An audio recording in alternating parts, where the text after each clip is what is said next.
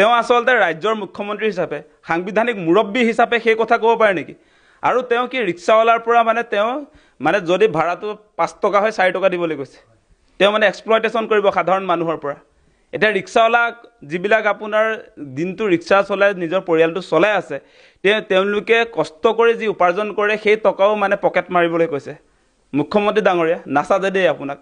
আপুনি মুখ্যমন্ত্ৰী হয়, আপুনি প্ৰথমতে নিজক ভাবি চাওক, নিজকে চাওক যে মুখ্যমন্ত্ৰী হিচাপে সেই বক্তব্য আপুনি দিব পাৰে নে নাই। আপোনাৰ মগজুৰ বিকৃতি ঘটিছে নেকি? মগজুৰ যদি বিকৃতি ঘটা নাই তেনেহ'লে সাধাৰণ শ্ৰমিকৰ পৰা এনেকৈ আত্মসাত কৰিবলৈ অপেনলি কেমেৰাৰ সন্মুখত সাংবাদিকৰ সন্মুখত এনেকৈ প্ৰতিক্ৰিয়া কেতিয়াও আচলতে মুখ্যমন্ত্ৰী এগৰাকীয়ে দিব নোৱাৰে। তেওঁৰ মগজুৰ বিকৃতি ঘটিব লাগিব, নহ'লে এনেকুৱা কথা কোনো কাৰণতে ক'ব নোৱাৰে। আৰু তেওঁ স্বীকাৰ কৰিছে ভোট চুৰি তেওঁৰ নেতৃত্বতে হৈছে বুলি কৈছে। ৰাজ্যৰ মুখ্যমন্ত্ৰী এগৰাকীয়ে চুৰ কাৰ্যত লিপ্ত হোৱা ঘটনাটো কমটি দুৰ্ভাগ্যজনক ঘটনা নেকি? সেই কথাটো আপোনালোকে বিবেচনা কৰক যে মুখ্যমন্ত্ৰী হিমন্ত বিশ্ব শৰ্মা আৰু বিজেপি দলৰ ৰাজ্যিক সভাপতি দিলীপ শইকীয়া তেওঁলোক বৰ্তমান সময়ত কনফিউজ হৈ আছে। 26ৰ নিৰ্বাচনত যে তেওঁলোক শাসনত নাহে তাৰ কাৰণে কনফিউজ। সেইকাৰণে এই মুহূৰ্তত আপোনালোকে দেখিছে SRৰ জৰিয়তে তেওঁলোকে এতিয়া নিৰ্বাচনী বিষয়াৰ কাম কাজত তেওঁলোক লিপ্ত হৈছে।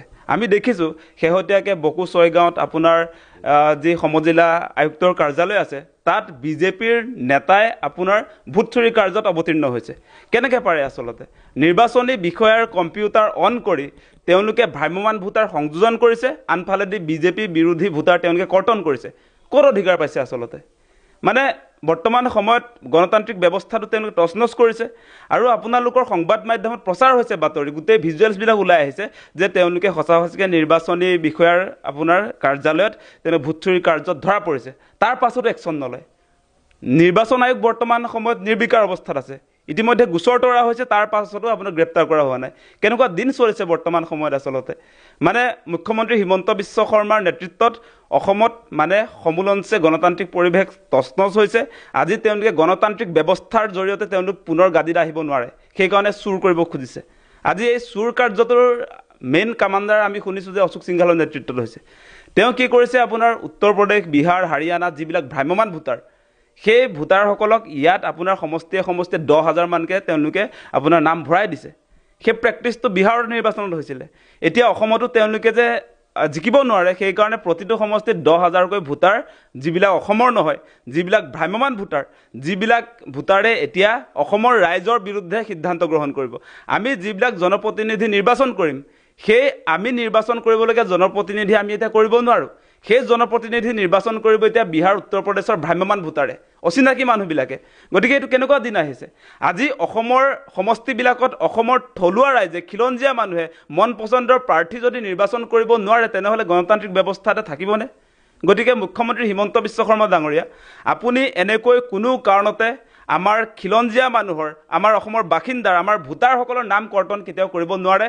আৰু আপুনি উত্তৰ প্ৰদেশ, বিহাৰ, আপোনাৰ হাৰিয়ানাৰ পৰা মানুহ আনি নিৰ্বাচনত জয়ী হ'ম বুলি যি স্বপ্ন দেখিছে, সেই স্বপ্ন কেতিয়াও নাখাটিব, উফৰি যাব। আমি ইতিমধ্যে আমাৰ কৃষক মুক্তি সংগ্ৰাম সমিতিৰ নেতৃত্বত আন্দোলন কাৰ্যসূচী আৰম্ভ কৰিছোঁ। আমি নিৰ্বাচনী বিষয়াৰ কাৰ্যালয় ঘেৰাও কৰিছোঁ শিৱসাগৰত। সেই কাৰ্যসূচী আমি সমগ্ৰ অসমত কৰিম। মুখ্য নিৰ্বাচনী আয়ুক্তৰ কাৰ্যালয় ঘেৰাও কৰিম। কিন্তু এনেকৈ কোনো কাৰণতে আপোনাৰ স্বতন্ত্ৰ এটা অনুষ্ঠানক, এই নিৰ্বাচনী আয়োগ বুলি ক'লে আমি স্বতন্ত্ৰ অনুষ্ঠান, নিজৰ অটনমি থাকে। তেওঁলোকে বিজেপিক আকৌ জিকাবৰ কাৰণে ঠিকা লৈ থোৱা নাই, অসমৰ ৰাইজে ঠিকা দি থোৱা নাই। কিন্তু সেই কথা আমি স্পষ্ট কৰি দিছোঁ, নিৰ্বাচন আয়োগ কোনো কাৰণতে বিজেপিক জিকাবৰ কাৰণে দালালি কৰিবলৈ ইয়াত নাহিব। আপোনালোকে চৰম অন্যায় কৰিছে। আৰু বৰ্তমান যি অন্যায় চলিছে, ভোট চুৰি যি কাৰ্যসূচী চলিছে, তাত যে আপোনালোকে সহযোগিতা কৰিছে, সেইটো গণতন্ত্ৰৰ প্ৰতি আচলতে ভাবুকি।